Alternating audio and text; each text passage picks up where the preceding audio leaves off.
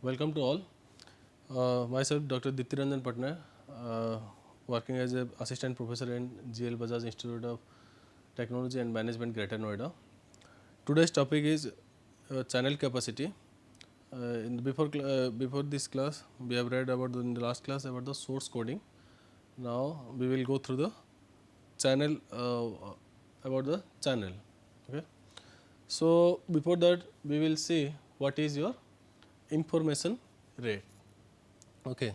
So channel is, we know that there is one source, there is one destination, and there is one channel.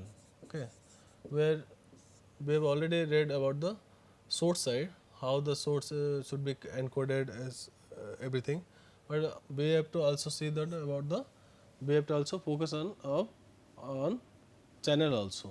Okay. Before that, we have to know something about the channel, particularly information rate. What is information rate? So let's, a source is generating symbols at a rate of r. Okay. Source is generating symbol at a rate of r symbols per second. Then information rate is given by, that information rate is given by capital R equal to your small r into your entropy h of x. This is also nothing but, entropy is also nothing but your average information, which is nothing but the r is the unit is bits per second. How? Because your small r has unit symbols per second, and your h of x has a unit of bits per your symbol. Okay, this is bits per symbols. Okay, so at last it will cancel out and it would be r equal to bits per second. Okay, so we can see that your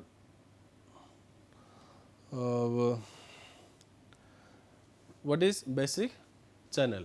Okay, so communication is a process transforming an input message W, input message your W, using encoder, this is your encoder, into a sequence of n input symbols. Okay, this is a n input symbols of a channel. Okay, so channel then transform, this channel then transforms this sequence into a sequence of n output symbols. This is n input symbols, this is your n output symbols. So finally we use decoder. Finally, because we have already encoded this data, okay, this message, and we have to decode at the receiver. So we use decoder to obtain the estimate of W. Okay, estimate of W, that is represented as W cap.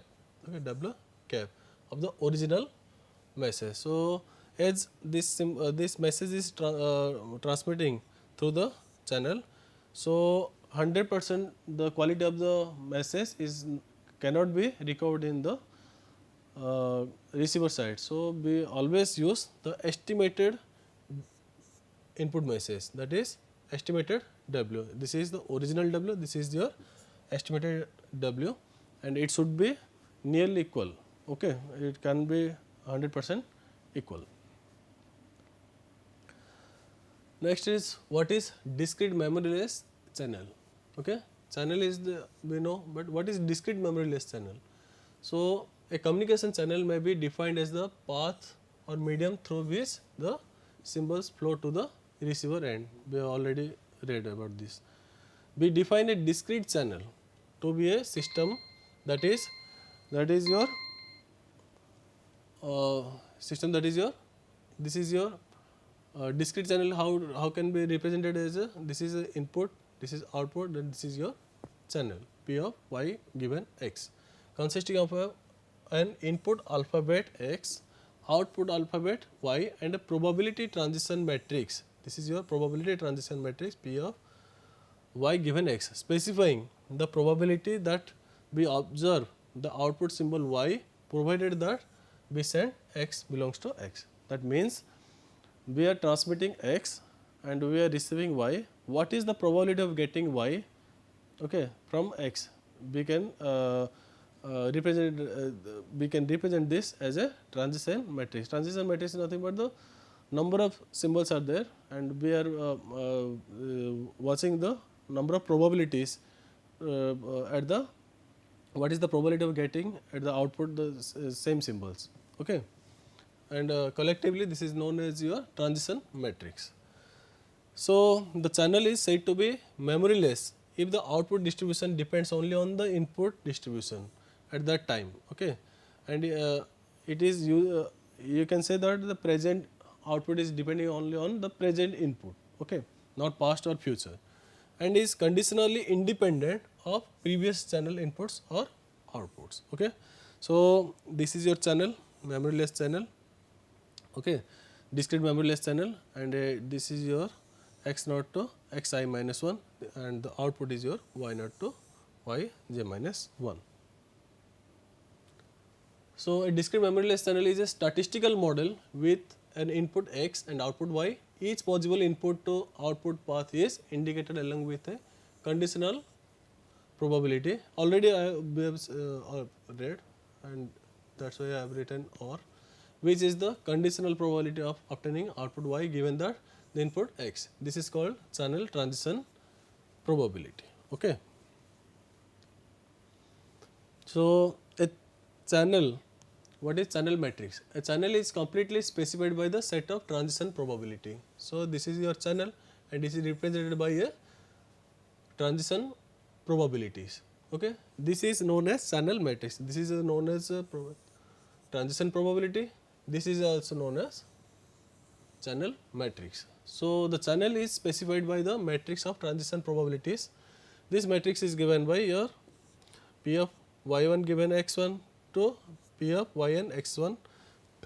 Similarly, P of y1 to xm. See, you can say that this whole rows are for y1, but for different x1. Okay, this is also for same x. This is what is the y1 to yn. So summation should be summation j equal to 1 to n P of yj given xi. So this is the yj means j equal to 1 to n. This is n 1 to up to n. This is your m 1 to m. So summation of the probabilities would be 1 for all I. Okay, that is each row of the channel matrix must be summed to unity. Each row should be summation it should be 1. This is also summation it should be 1. Okay. Next is your what is input probabilities, that is P of x are represented by the row matrix is given below. P of x I can write P of x1 to P of xm. Similarly, output probabilities would be P of y1 up to P of ym in the matrix form. Okay. So then P of y equal to P of x multiplied by P of y given x. Okay. So we can see now what are the types of channels. Okay. So there are some special type of channels with their own channel matrices. Okay. So first one is your lossless. Okay, lossless channel. A channel described by the channel matrix with only one non-zero element. Okay, in each column. So in each column, only one non-zero. This is non-zero. This is non-zero. This is non-zero. This is non. For each column, there is a one non-zero element. So this is known as lossless channel. So we can say that this is x1. This is your y1 x1 to y1. This is x1, x2, x3. This is your y1, y2, y3, y4, y5. So x1 to y1 there is a path with probability 3 by 4. X1 to y2 there is a probability of 1 by 4. Similarly, for other elements also there is a probability. Okay. In this channel there is no loss of information during transmission. That's why this is known as your lossless channel. Okay. Similarly, deterministic channel. Deterministic, this name only says that this is determined. Okay, this channel described by the channel matrix with only one non-zero element in each row. That was each column. Here this is row. In this row it is only one. In this row this is only one. In this row this is only non-zero elements. Okay, this is known as deterministic channel. Similarly, what is noiseless channel? So a channel is called noiseless if it is both lossless and deterministic. Okay. So the channel matrix has only one non-zero element in each row and each column. Okay. In case of lossless, it was in each column, and in case of deterministic, it was in each row. So in this case, from both row side and column side, there should be one non-zero element, that is 1. A noiseless channel is shown in figure. This is your, you can say that in each row you can say that only one, only one, only one. From column side also you can see that this is only one, this is only one, this is only one, means this is only non-zero element. So this is your noiseless channel. Okay. So what is the note point? So note that the input and output alphabets are of the same size. Okay, in this that is m equal to n for the noiseless channel. So for the noiseless channel, the matrix size should be square matrix. Okay, it should have number of rows equal to number of columns. Similarly, this is very interesting channel, that is binary symmetry channel. Okay, the channel has two inputs. Okay, the channel has two inputs, that is x1 equal to 0 and x2 equal to, you can say that x1 equal to 0 and x2 equal to 1. Two output symbols, this is two output, these are y1, this is your y1, this is your y2. x1 corresponding to y1, x2 corresponding to y2. Okay. It is symmetric as the probability of receiving as 1 if a 0 is sent is, if I am sending 0, then there is a chance of getting 0 also in the output, and also there is also getting the chance of 1 also. So probability is your, if this is your probability of getting 1 is p, then other one is your 1 minus p, because total probability is your 1. Similarly, if I am sending 1, there is chance of getting directly 1 or getting 0. So if this has probability p, then sorry, this is the probability 1 minus p. So this this common transition probability is denoted by p. Okay. So the binary symmetric channel, that is known as BSC, is defined by the channel diagram shown in below figure, and its channel matrix is given by, this is the BSC channel. Okay, this is the BSC channel, and this is the your channel matrix, which is nothing but the, see, your channel matrix only represented by P of y given x. In the first slide we have seen. So this is, if I will put 0, this is 1. If I am sending 0 and getting 0, then I have the probability 1 minus p. I am sending 1 and getting 1. 0, sending 1, getting 1 means this is probability p. Sending 1, getting 0. Sending 1, getting 0 means probability p. Sending 1, getting 1 means the probability of 1 minus p. Now we have seen about the different types of channels. Now we will see what is channel capacity. That is nothing but how fast can we transmit information over the communication channel. How fast that can be represented by, that is the channel capacity. The channel capacity represents the maximum amount of information that can be transmitted by a channel per second. Okay, maximum amount of information transmission.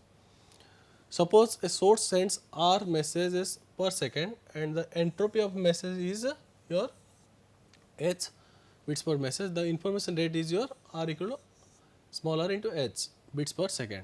One can intuitively reason that for a given communication system, as the information rate increases, Okay, as the information rate increases, the number of errors per second will also increase.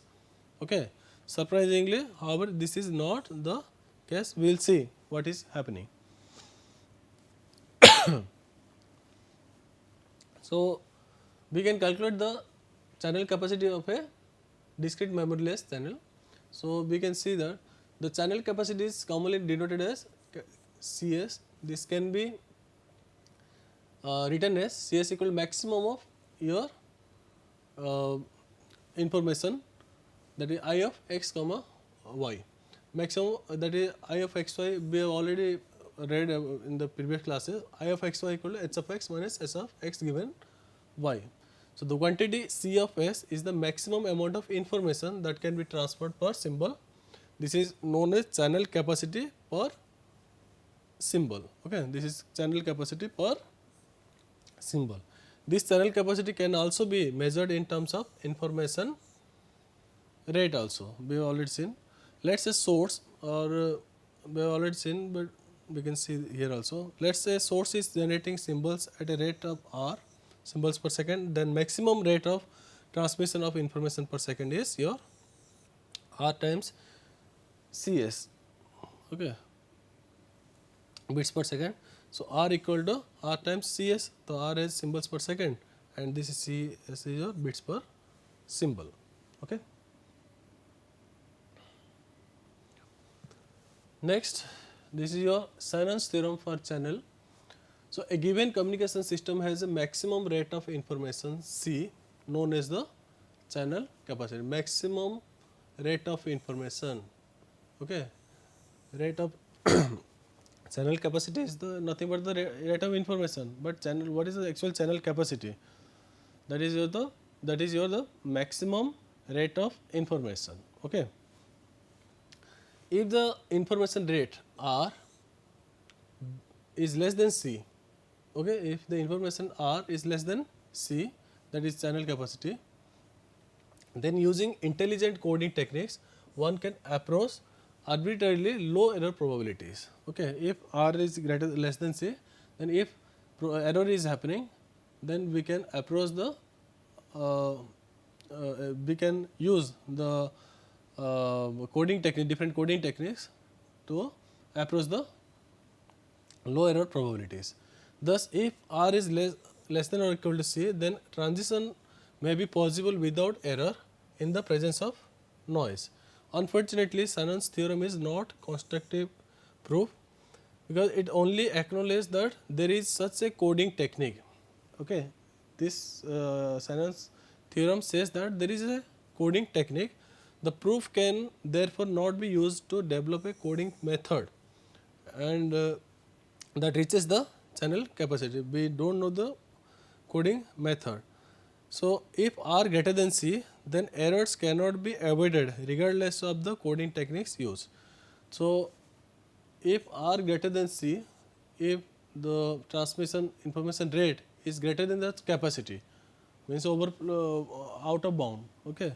If the capacity is your, if the highway has capacity to travel 4 buses only, and if we want to travel in 5 buses, then it's quite difficult. Okay. So, if R greater than C, then error cannot be avoided. Okay, error cannot be avoided. Much error will be coming. So, regardless of the coding technique, whatever the coding techniques we will use, we cannot avoid the error.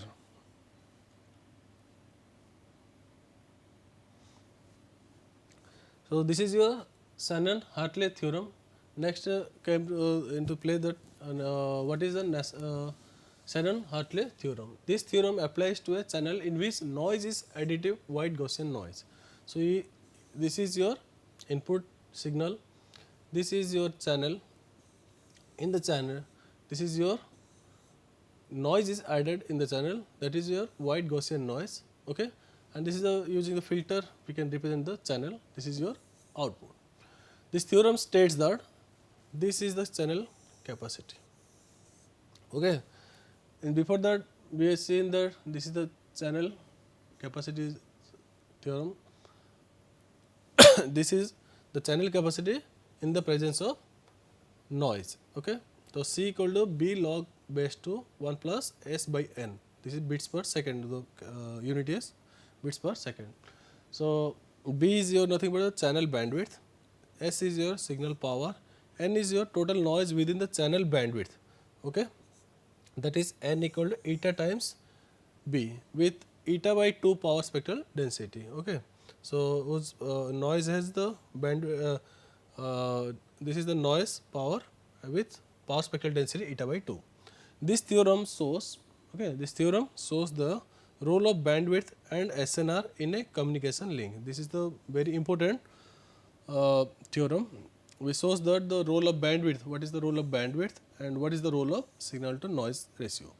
So for other type of noise, the expression of the channel capacity is modified. Okay.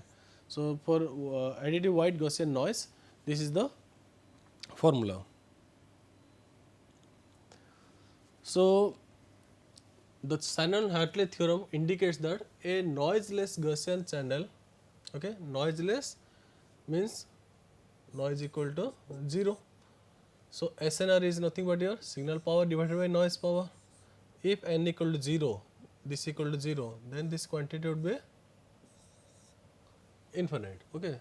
So here we can see that this is SNR equal to infinite. So noiseless Gaussian channel has an infinite capacity. So C equal to B log base to 1 plus this is your S by N equal to infinite.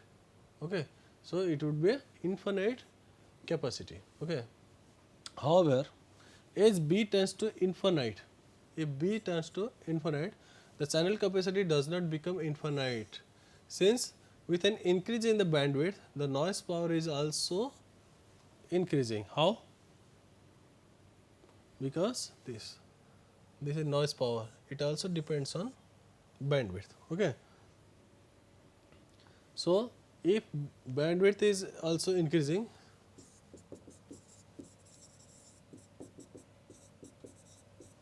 this B is also increasing and this here, this is also eta B. This is also increasing. Okay. So the whole term will be decreasing. Okay.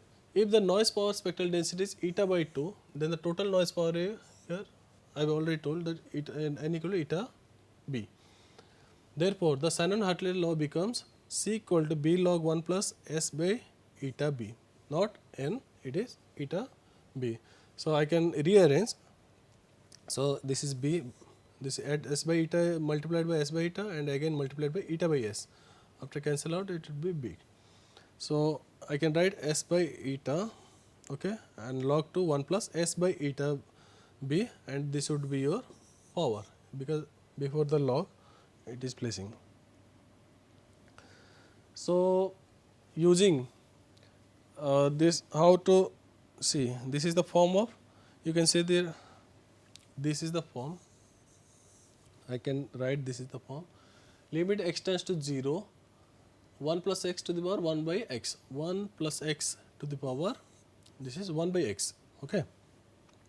What will happen? It would be E, and assuming x equal to S by eta B. This is your S by eta B. This is your eta B by S. As B increases, as bandwidth increases, the channel capacity becomes, what will happen?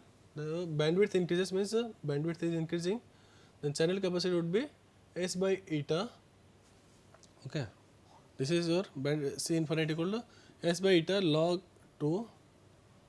What will happen? Only this much. We have calculated only this much. This would be your E.